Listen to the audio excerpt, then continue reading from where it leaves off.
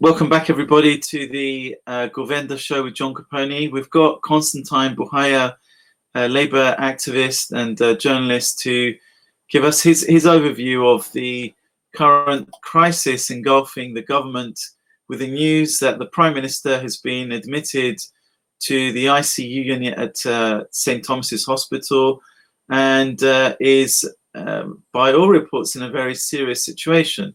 Constantine, what's your current view on the whole situation?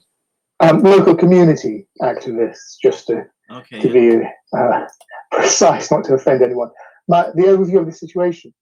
Well, it's interesting to take an outside point of view. So I've been looking at so much at the British media as the rest of Europe media. And what I see there is they point out that he's in intensive care, but that he's not receiving, he's not wired in, so to speak.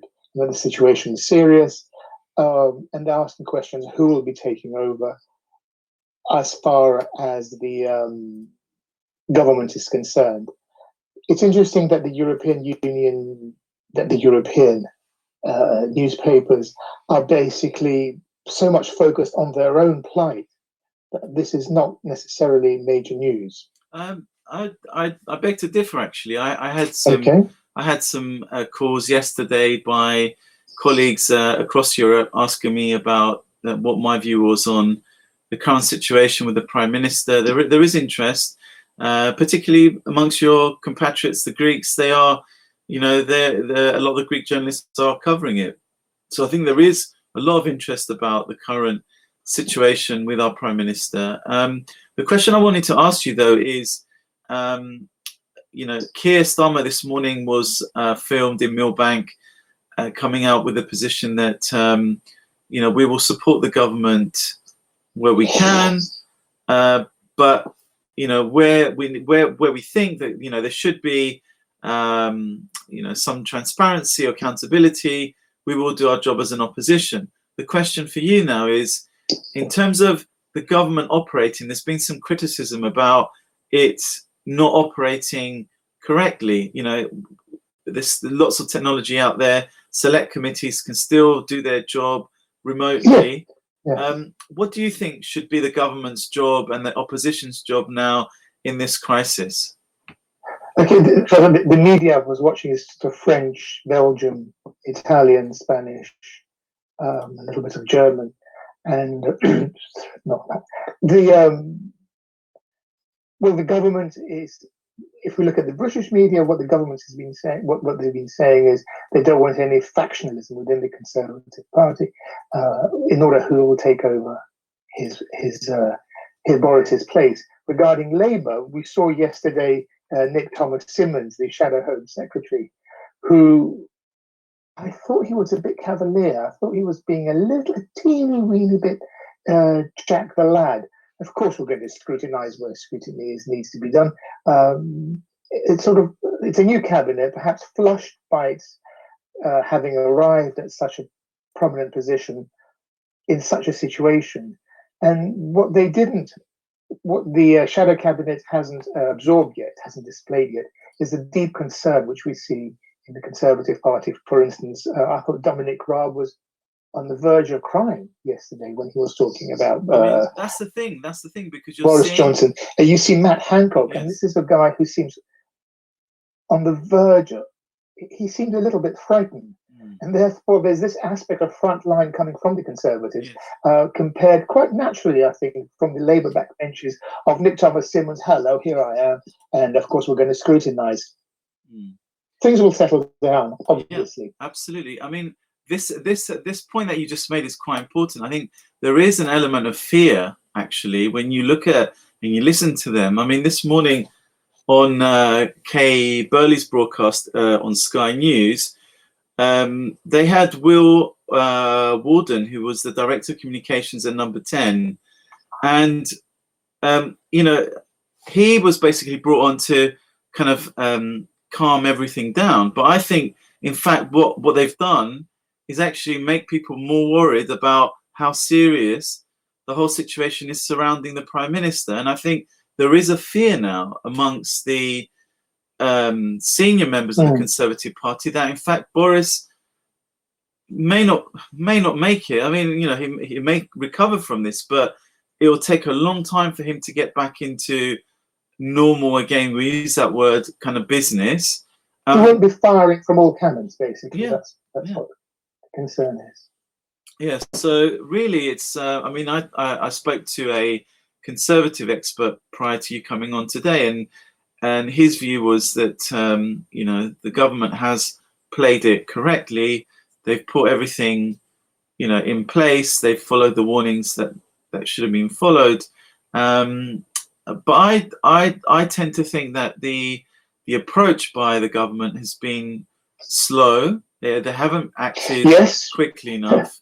Absolutely, yes. And I think the role of the opposition now should be to try and get the resources to the NHS to deal with this massive demand that's now taking place, because they've built this. You know, this may be a point you want to respond to. The Nightingale Hospital in Excel that they've built is I think 4,000 beds. Yes. I mean, how do they propose to staff that? We've got a huge shortage of staff anyway across. Well, there was a job recruiting campaign, I think, for 30,000 people, right. And I think many of them must have applied there, plus the 750,000 volunteers. One assumes one has to train people, retrain them to get them up to speed, but there have been reached out in order to populate those positions. I also have contacted a senior local Conservative, and he said, imagine if the Conservative Party didn't have such an overwhelming majority. Imagine if, he said, we still had to deal with the DUP. How would we have confronted this situation? Can you imagine having the DUP in Parliament and having the DUP dictating terms and making demands at such a crucial moment in history? Yeah. Therefore, things would have been far, far worse for the government had it not had a fully working majority, even though there might be factionalism within it right now. I think it's a really tough time to be in Whitehall. I mean, Dominic Raab today, who's now kind of the leader of the government, looked worried, looked stressed. Yes. These are difficult decisions that are going to affect generations to come. Yes.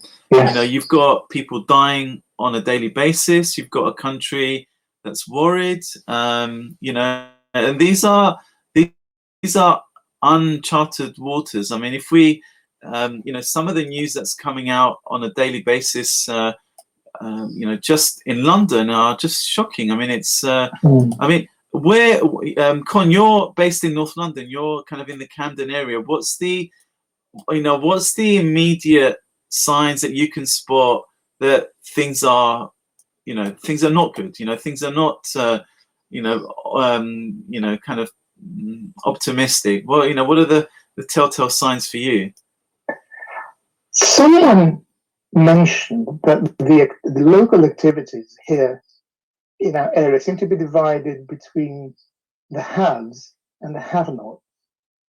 And what was pointed out, this is not necessarily my experience, is that the have-not, people who have less, are far more disciplined. If you get the rich Highgate leafy heights, what you get out of there is an awful lot of people thinking they are invulnerable, or perhaps that they sneeze gold dust instead of viruses. But you get a lot of happy joggers, families running around, joggers just passing past you, blowing their nose, spitting. Right. You get this element of we have the whole place to ourselves now. And I find that is quite disturbing. Yeah. In fact, I put out a notice and I said, can we please stop doing this? And many joggers are fully aware of this. Yeah.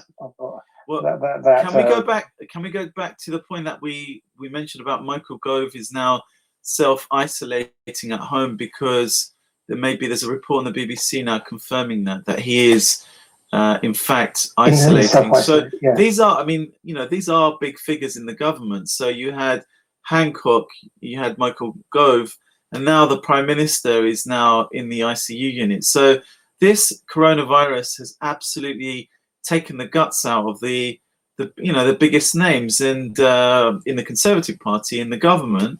So these are body blows. These are not small, small little things that are happening, and it must be deeply concerning for the the kind of the big players in the Conservative Party itself about how this government is going to manage this huge crisis. It's an economic one, it's a political one as well, and it's going to have implications for generations to come. So the question I wanted you to answer is, how does the government regroup after this? How do they recover from something like this? Can I ask you, I think we can trust that the governmental system is still functioning and working. We have the civil service, and things will continue. Think of Italy. How many years did Italy spend without a government? And yet it functioned. I think we are better placed than where Italy was, though Italy didn't have the lethal coronavirus. In that respect, I'm quite comfortable that things will continue functioning. It's the way they're handled, and the lackadaisical approach of the first weeks, perhaps the first month. We're paying for it dearly now. How will government emerge out of this? How will the money be paid back? Will the money be paid back? How we're going to negotiate with our world partners? How we're going to negotiate with the European Union? On what terms? On what grounds will it happen? Europe is no longer the same as the one we first negotiated with. There seems to be divisions within the European Union, and there's a European Union online summit going on now, where we have to see what emerges out of it, because they have to format the budget for the next 7 years. The European Union countries have to negotiate this in the time of plagues as it is now. As I said, this is a war. This is a total war. And when wars begin to end, they end with a treaty. And there has to be a new treaty. It doesn't mean we throw out the baby with the bathwater, but we need a new treaty. The European Union will need a new treaty. The world will need a new treaty. We cannot go on as we were before. Yeah. In terms of the European Union, and we spoke about this, I think, yesterday as well. Yes. If there isn't this pulling together and support of Italy, of Spain, of the big hotspots of COVID-19, you're left really with a group of the Northern European, Holland, Belgium, Germany, those kind of that will be the core of the EU, with France kind of on playing, of course, a key role. But you've lost the UK. You could lose Italy after this. Spain is not in that situation. But I'm not saying this will be the end of the European Union, but there's a lot more antipathy towards the European Union after this. There hasn't been that proactive, direct interventions by Brussels to assist, countries in need. And this was a point that Greece was making. I remember when they had continual problems with Turkey on the borders, and the migrants were just pouring in, and the Greeks were saying, "Well, look, you've got to, this is a European Union border. We want you to stand up and help us. Otherwise, what's the point?" And now the Italians are saying, "Well, look, we've got the biggest death count in the European Union. I think they're number one in the globe at the moment. And there doesn't seem to be much support amongst the EU to help Italy." And I read something about Spain yesterday protesting about ventilators that they had already paid for and ordered that were being manufactured by a Chinese company in Turkey, and Erdogan put a stop to the delivery. Actually said no, they're not. You know, we need them, and then it became a diplomatic issue, and then he backed down. But there seems to be no real EU solidarity or cohesion here at all in the time. Well, some of the pillars are crumbling. Yeah, absolutely. Freedom of movement, within the country, within the single nation status has crumbled. Yeah. How do you? So this sets precedents, because the thing about having pillars, of having certain immutable structures, which Britain came up against when negotiating at the time of Brexit, when those pillars begin to crumble, and how do you go back to them? Because they have set a precedent. Yes, we can work without those pillars. We can have stricter, more restrictions. We can prevent people from crossing our borders. You have Hungary with Orban. Yes, we can have a dictator in place in the European Union. Yeah. Well, that's what I'm saying. A new treaty. We need a new treaty. That's how major world events end. New treaty, new organizations, perhaps. But in terms of the way the UK is now moving ahead with its COVID-19 plan, how does a nation now group around the government when we've got our Prime Minister in intensive care? We've got a government that's highly inexperienced, has never dealt with anything like this. No government has ever dealt with anything like this before. How, and people are now watching, they're seeing the manifestations of this crisis in their everyday existence. I mean, the lockdown is not just a physical one, it's a mental, it's economic, and now it's Holy Week for the Catholics, Holy Week for the Orthodox Christians. Next week we won't be able to attend. So it's a huge, this is a huge thing that's happening. That's a good point. Yes. Where do we rally around? We don't have a leader. We don't have a leader. We don't have nothing, because figureheads. No, and the Queen made a speech yesterday trying to unify the country a little bit, but I don't see any real mood for sympathy at all amongst the people that I know. Anyway, I'm not speaking about any majorities, but at least in the communities that I live and speak to, people just worry about their own existence at the moment. They're not worried about, Boris Johnson or the Queen or anyone like that. They're just worried, am I going to have food? Am I going to pay the rent? Am I going to survive this thing? And what happen? And when is it going to finish? And that's the other question. When do you envisage this thing coming to an end? That I don't think anyone can pin that one on the wall. I don't think even medical profession knows when this is going to end. How this virus is going to develop. We're all under the aegis of King Coronavirus. I couldn't tell you, but I can see it lasting until October. October, right?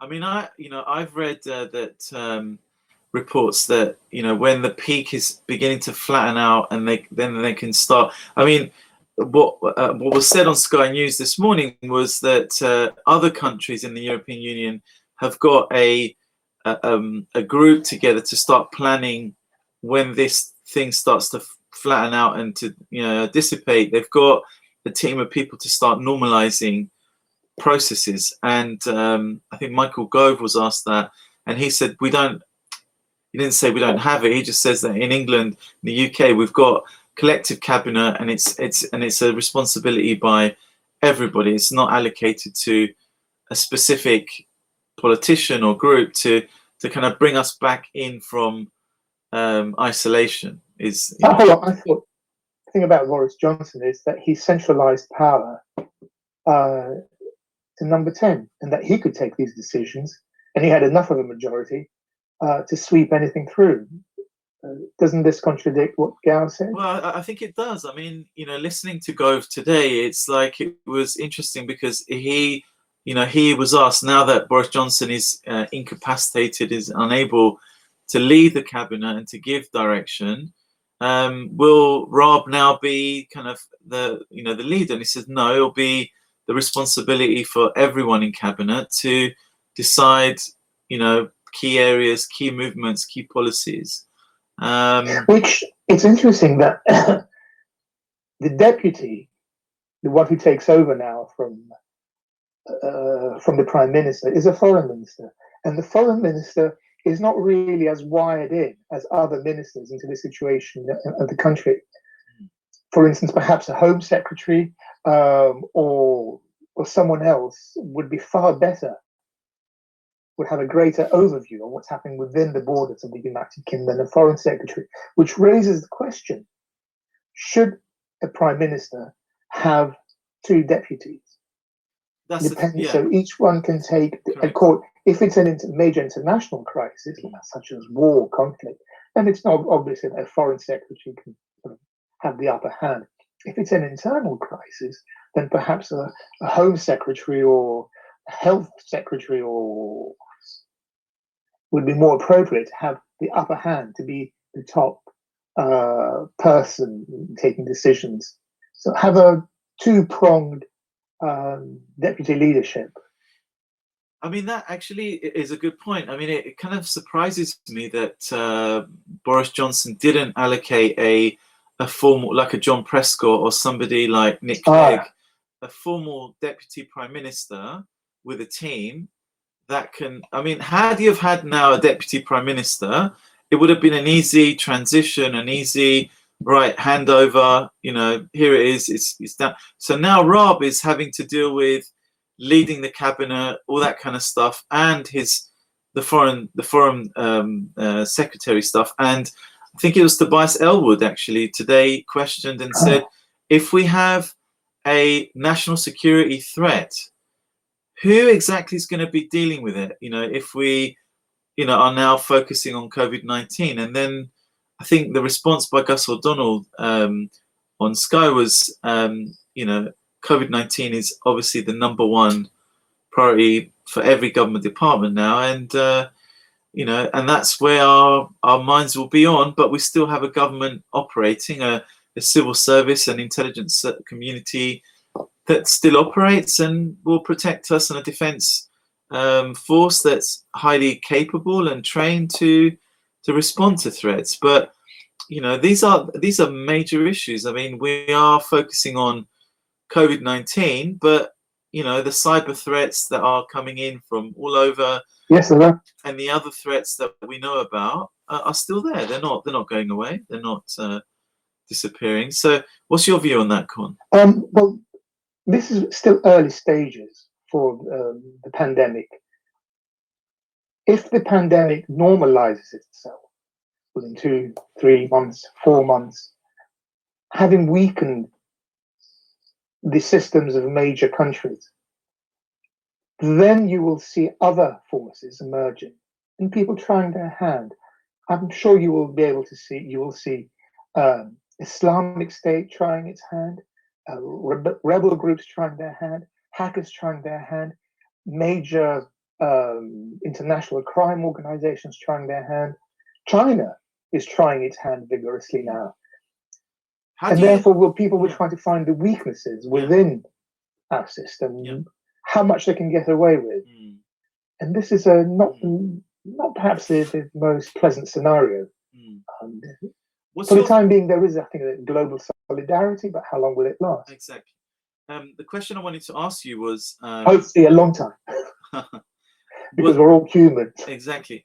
The question I wanted to ask you now was on China.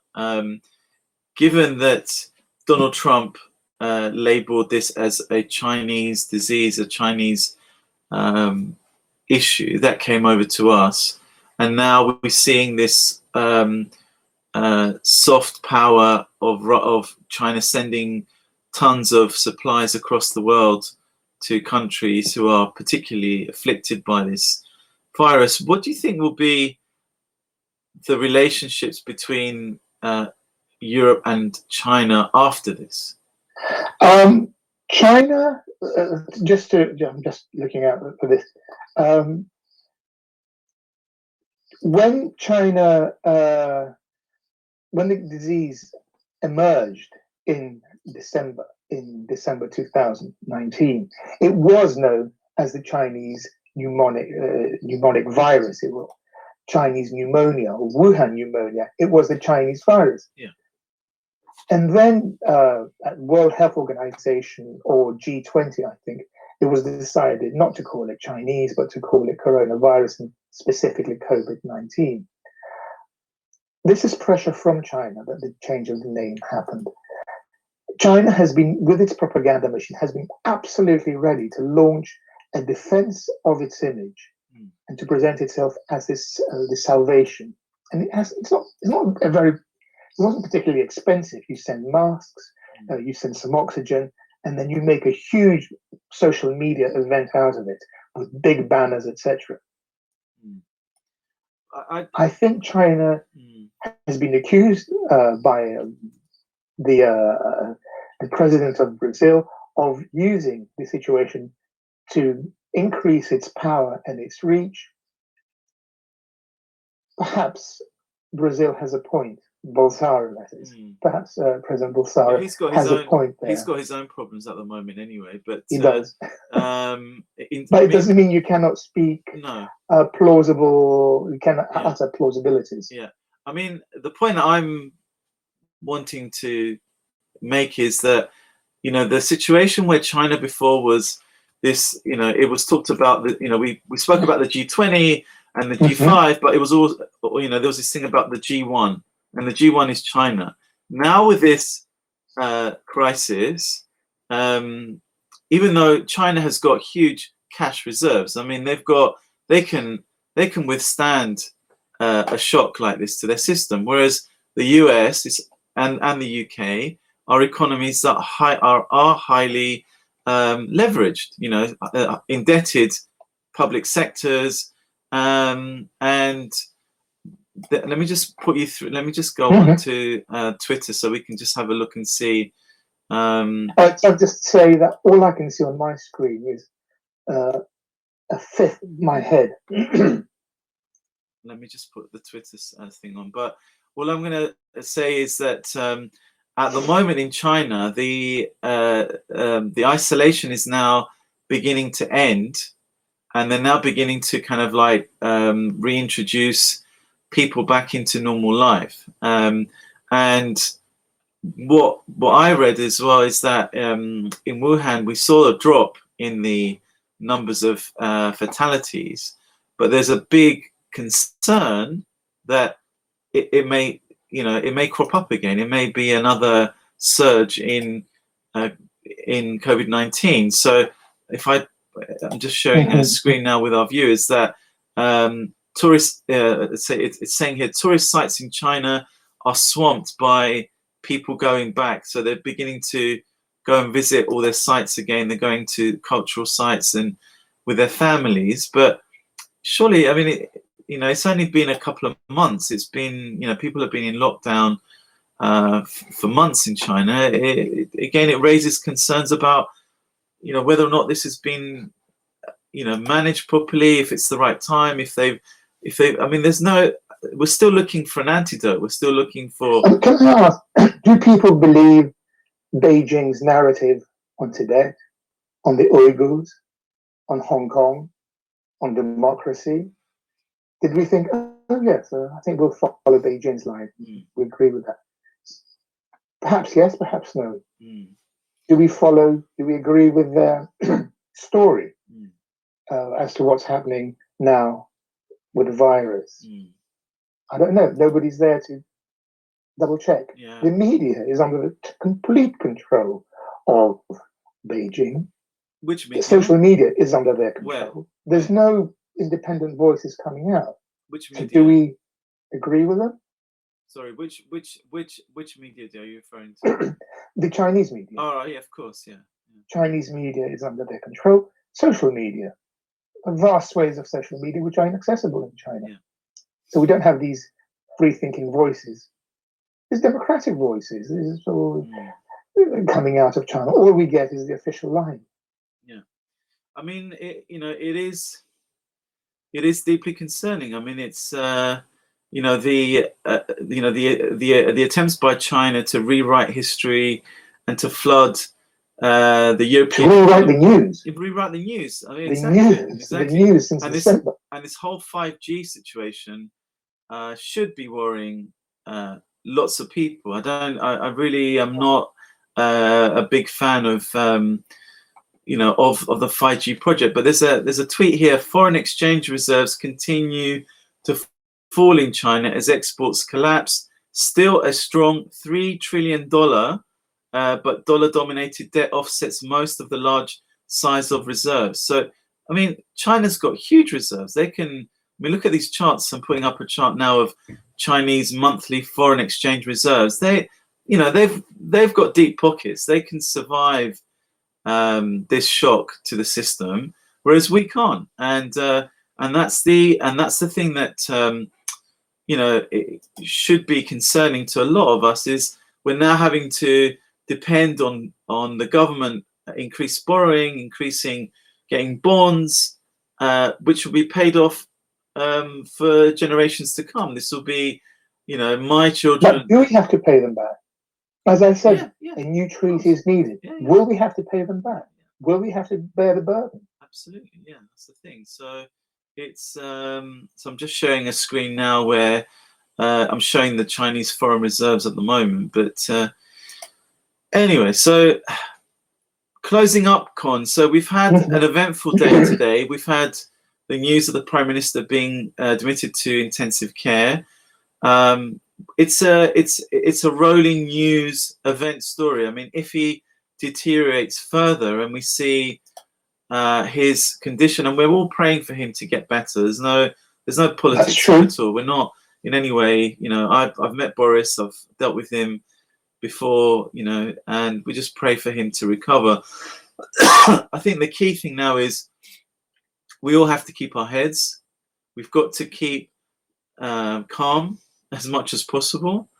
Hopefully with discussions like this online, and we can have debates with our viewers and get people to really interact with us as well. We can try and get through the day. So everybody will be looking forward to your views on the Govenda channel on a daily basis, hopefully, when you've got time. I'll be running. Can you just add that perhaps we have people whom we know who have sadly passed away due to this virus. Good people. And if it affects us, it probably affects many, many others. I know one family that has been badly shocked by this. So it's these are not light. We're not speaking lightly or making light of the situation. That's for sure. Absolutely. Just to conclude as well, I've got guests booked in this week who are going to be looking at the COVID-19 crisis through their own spectacles, their own specialist areas. So we'll be looking at that over the next few days. And Con, your role as the in-house political pundit is to kind of give us an analysis of from your perspective, the news of the day and how things are kind of moving forward. So thank you very much for your time today, Con. We'll speak to you again tomorrow. Thank you.